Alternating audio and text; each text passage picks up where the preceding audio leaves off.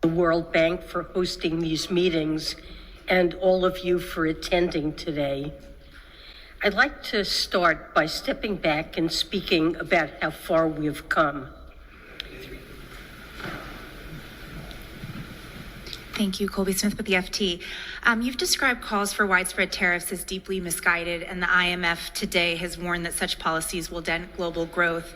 Can you elaborate more on the near-term economic impact of these policies and over a longer time horizon? How concerned are you about the potential impact of the dollar's status as the world's reserve currency?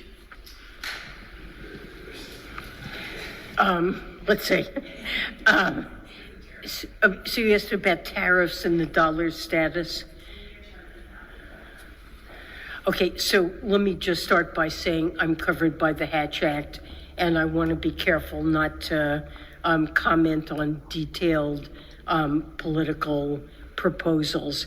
But generally, I feel strongly, and I believe I'm in good company, that virtually all economists understand that when there is a broad-based program of tariffs at high levels, that will be reflected in domestic prices, higher domestic prices for those goods, and will have a very significant negative effect on consumers and also the competitiveness of firms that rely on imports of intermediate goods for their own production.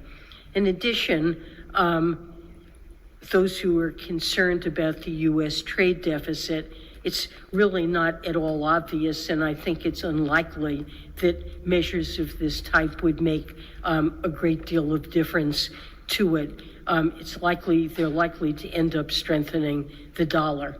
But I think it would have a very negative impact on the United States, on Americans who work in export industries, on consumers, and is a misguided approach. I think you also asked about the dollar, the status of the dollar. So I believe that the status, it is important to the United States that the dollar is and remains the world's primary reserve currency. And the status of the dollar, in my view, is really grounded in our strong macroeconomic performance, low inflation, institutions, strong capital markets, rule of law, and very deep and liquid capital markets. And there really is no other currency that I see as being a candidate in the near future to being able to replace the dollar. So I feel confident about the dollar's status.